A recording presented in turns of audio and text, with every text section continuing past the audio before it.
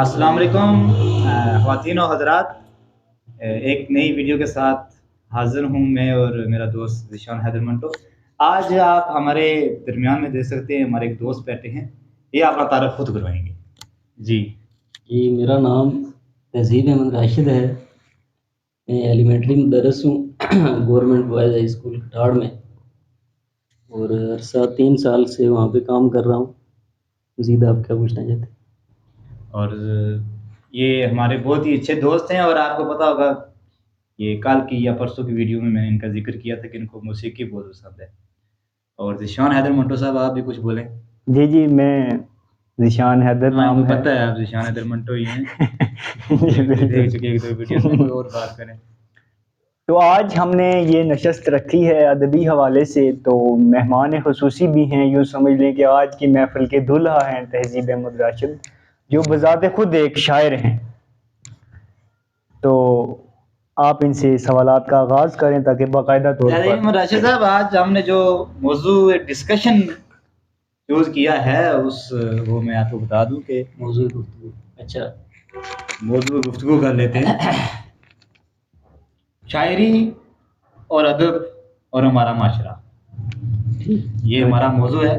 پہلے تو میں آپ سے یہ پوچھتا ہوں کہ آپ کی نظر میں شاعری کیا ہے اور ادب کیا ہے؟ شاعری ادب کا آپ کہہ سکتے ہیں کہ ادب کی ایک صنف کہہ لیں۔ ادب کو اگر آپ آسان لفظوں میں بیان کرنا چاہیں تو ادب یہ ہے کہ کسی بھی تہذیب کی جو خوبصورت ترین عکاسی ہے اور ایک بہترین اسلوب میں کسی بھی تہذیب کا جو اظہار ہے اسے ادب کہا جاتا ہے۔ تو شاعری بھی اس کا ایک حصہ ہے۔ ٹھیک ہے۔ شاعری دراصل وہ کسی غالباً ورڈزورتھ نے کہا تھا کہ spontaneous over flow of powerful feelings, انسان کے اندر پیدا ہونے والے جو طاقتور ترین جذبات ہیں ان کے بے ساختہ اظہار کا نام شاعری ہے، جو کہ ادب کا ایک حصہ ہے اور مسرت کے اصول کا ایک اعلیٰ ذریعہ بھی ہے۔ ٹھیک ہے، ہمارے ساتھ ذیشان حیدر منٹو بھی ہیں اور انہوں نے ماسٹرز کیا ہے اردو ادب میں۔ تو ان سے پوچھتے ہیں ذیشان صاحب، آپ کے مطابق وہ کون سی چیزیں ہیں جو ایک شاعر میں ہونی چاہیے، بنیادی 2-4 جو چیزیں ہیں؟ سب سے پہلی جو بات ہوتی ہے، شاعر کے ہاں مطالعہ جو ہونا چاہیے وہ بہت وسیع ہونا چاہیے، وہ مختلف زبانوں سے بھی آشنا ہو، مختلف ادب سے بھی آشنا ہو، تب جا کر اس کی جو شاعری ہوگی اس میں جان ہوگی، یوں سمجھ لیں کہ اس کی شاعری جو ہوگی آفاقی ہوگی۔ مثلا ہم اقبال کو دیکھتے ہیں تو اقبال نے جرمن، فرینچ، سارا انگلش، سارے ادب یعنی کہ اس نے کھنگالے ہوئے تھے، تب جا کر وہ ہمارے ہاں اتنا عظیم شاعر، یوں سمجھ لیں کہ 4 ملکوں کا اقبال اس وقت قومی شاعر ہے۔ تو یہ بہت بڑی بات ہوتی ہے، ظاہر ہے اس کا مطالعہ اس کے کھڑا ہے، ٹھیک ہے، یہ بہت ضروری چیز ہے۔ ٹھیک ہے، تو آپ ان سے اتفاق کرتے ہیں اور کچھ چیز ایڈ کرنا چاہیں؟ مطالعے کے بغیر اور ایک وسیع مشاہدے کے بغیر کبھی بھی کسی تخلیق کار کے اندر وہ تجربہ جنم نہیں لے سکتا جو ایک بڑی تخلیق کا آپ کہہ سکتے ہیں کہ پیش خیمہ ہوتا ہے۔ ٹھیک ہے، نہیں تو وہ محض ایک رپورٹ، ایک روداد بن کر رہ جائے گی جس کے اندر کسی قسم کی چاشنی یا تاثر پیدا کرنے کی کیفیت اس کے اندر نہیں آئے گی۔ ٹھیک، اچھا، تو نیکسٹ میں آپ سے یہ جاننا چاہوں گا کہ ایک شاعر کی زندگی میں تہذیب صاحب جی جو اس کا ماحول ہوتا ہے جہاں پر وہ رہ رہا ہے، بڑا ہو رہا ہے، بچپن گزار رہا ہے، وہ کتنا طاقتور ہے، وہ اس کی شاعر ہونے میں کتنا اثر انداز کرتا ہے؟ شاید سب سے زیادہ جو فیکٹر شاعر کے علاوہ کوئی بھی اور جو تخلیق کار ہے، مصور ہے یا کسی بھی اور فن کے شعبے سے تعلق رکھتا ہے، اس پہ ماحول کا جو اثر ہے وہ سب سے زیادہ طاقتور ہوتا ہے۔ ماحول کے ہی اس پہ پیدا ہونے والے اثرات اور ماحول سے ہی حاصل کی ہوئی کیفیات ہیں جو اس کی تخلیق کے لیے ایک خام مواد، را میٹیریل فراہم کرتی ہیں۔ جیسا کہ وہ کسی شاعر نے کہا تھا کہ دنیا نے تجربات و حوادث کی شکل میں جو کچھ مجھے دیا ہے لٹا رہا ہوں میں۔ تو ماحول کا بنیادی اثر ہے، اور بڑے سے بڑا تخلیق کار ماحول سے باہر نہیں نکل سکتا. ٹھیک ہے. تو ذیشان صاحب اسی سوال کو میں آگے لے کر چلتا ہوں کہ ماحول جیسے کہ تہذیب صاحب نے کہا ہے کہ از اے امپورٹنٹ فیکٹر بالکل بالکل. In any kind of poet life. تو ایک ماحول ہے جس میں ہم رہ رہے ہیں, مطلب انڈر ڈیولپنگ کنٹریز, انڈیا کر لیں, پاکستان کر لیں, سری اور لنکا. ایک شاعر جو ہے وہ پیدا ہو رہا ہے اور بن رہا ہے, نام اس کا بن رہا ہے یورپ کی کسی کنٹری میں یا امریکہ میں. تو بالکل. ان دونوں کے ماحول میں جو فرق ہے زمین آسمان کا, اس ماحول کی وجہ سے ان کی شاعری میں کیا اثر انداز ہوتا ہے؟ سوال بڑا ٹیکنیکل ہے, لیکن اس کے ساتھ ساتھ دیکھیں کہ جو ماحول تو ظاہر ہے اس کے اثرات ہوتے ہی ہیں, ماحول کے ساتھ ساتھ ہوتے ہیں اس کا تجربہ, اس کا مشاہدہ. تو جو بڑا تخلیق کار ہوتا ہے, جو بڑا شاعر ہوتا ہے, اس کے اور جو سائنٹسٹ ہوتا ہے اس کے تجربے میں ایک فرق ہوتا ہے. سائنٹسٹ کا جو تجربہ ہوتا ہے وہ جب لیب سے باہر نکلتا ہے تو وہ جو اس کا جو ہوتا ہے ٹیکنیشین, وہ اس کو تجربے کو دہرا دیتا ہے. لیکن جو عظیم فنکار ہوتا ہے, جو بڑا شاعر ہوتا ہے, اس کے تجربے کو دوسرا آدمی یعنی کہ وہ دہرا نہیں سکتا. تو شاعری چونکہ زمین سے جڑی ہوئی ہوتی ہے, ٹھیک ہے, یعنی کہ ہم جب موازنہ شروع کر دیتے ہیں تو موازنے کے لیے ظاہر ہے دونوں زبانوں سے, دونوں ادب سے اچھی طرح آشنا ہونا چاہیے, اور اس کے ساتھ ساتھ اس کے جغرافیے سے بھی آپ کی آشنائی ضروری ہوتی ہے. تو میں نہیں سمجھتا کہ اس وقت یہ ظاہر طویل بحث ہے تو اس کو دیکھتے ہیں. جیسے کہ آپ نے کہا کہ مطالعہ جو ہے وہ ایک اولین ضرورت ہے, اولین ضرورت کا دیں. تو تہذیب صاحب شاعر بغیر تعلیم کے, مطالعے کے بھی بنے ہیں, اور ہمارے سوسائٹی میں ایسی ایگزامپلس بہت ساری ہیں. ان کو تھوڑا سا آپ ان کو ایلیبریٹ کریں. دراصل شاعری کا تعلق جو ہے وہ بالواسطہ اعلیٰ تعلیم کے ساتھ ہرگز نہیں ہے کہ, اور نہ ہی کوشش یا اکتساب سے کوئی شاعر بن سکتا ہے, کیونکہ شاعری اور دیگر جتنے بھی فنون ہائے لطیفہ ہیں یہ فطری طور پہ کسی انسان کو آپ کہہ سکتے ہیں کہ قدرت کی طرف سے ودیت کردہ ہوتے ہیں. تو جس کے اندر شاعری کا مادہ ہوگا تو پھر جو ہے وہ ماحول کے اثرات کے تحت بھی, اور اس کے علاوہ اس کے جو ذاتی مشاہدات ہیں وہ اس کو آپ کہہ سکتے ہیں کہ اس کے لیے ایک مہمیز کا, ایک سٹیمولس کا, محرک کا کام کریں گے, اور وہ کچھ نہ کچھ کہے گا یا کسی نہ کسی فارم میں وہ اس کا اظہار کرے گا.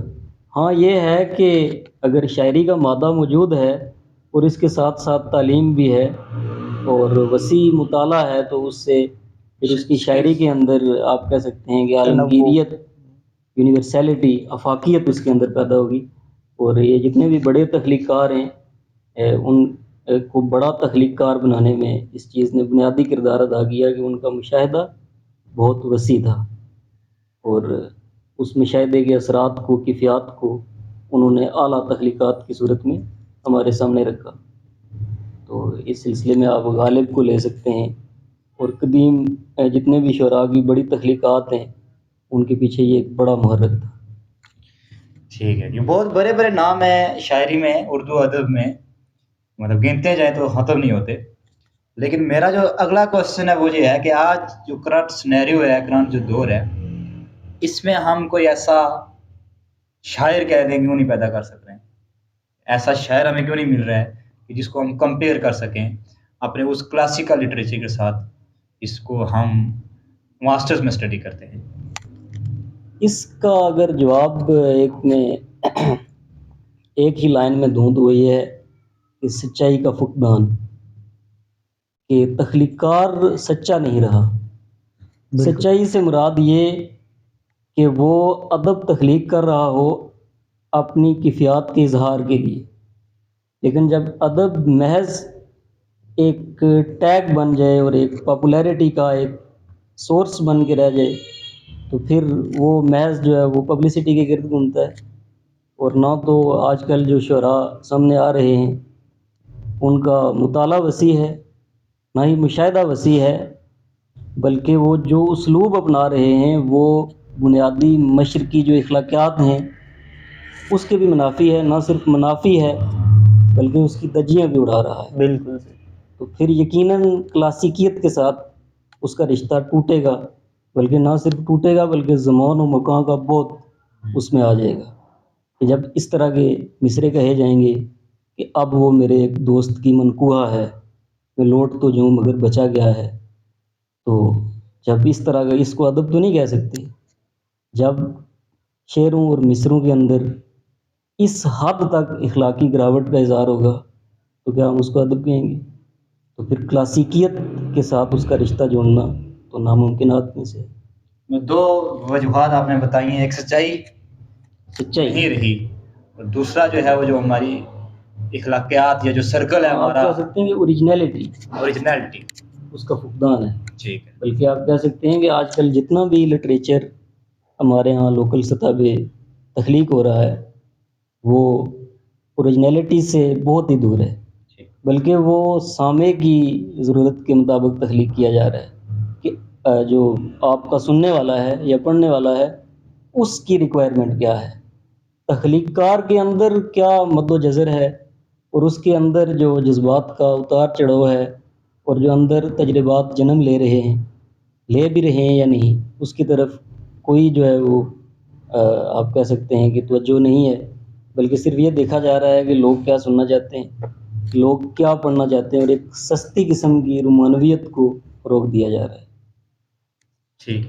ذیشان صاحب آپ ہمارے ساتھ موجود ہیں، آپ سے میں سوال یہ پوچھوں گا کہ شاعری سیکھی جاتی ہے، اور اگر سیکھی جاتی ہے تو آپ کس سے سیکھ رہے ہیں اگر سیکھ رہے ہیں، اور شاعری میں لنگوسٹک کا کیا کردار ہے؟ جی بالکل، بہت اچھا سوال۔ اصل میں شاعری جو ہوتی ہے وہ خدا کی طرف سے عطا ہوتی ہے، وہ یوں سمجھ لیں کہ وہ 1% ہوتی ہے، اور پھر اب وہ شاعر پر منحصر ہے کہ وہ کس طریقے سے وہ اپنی شناخت کرتا ہے، کس طریقے سے وہ خود کو تراشتا ہے۔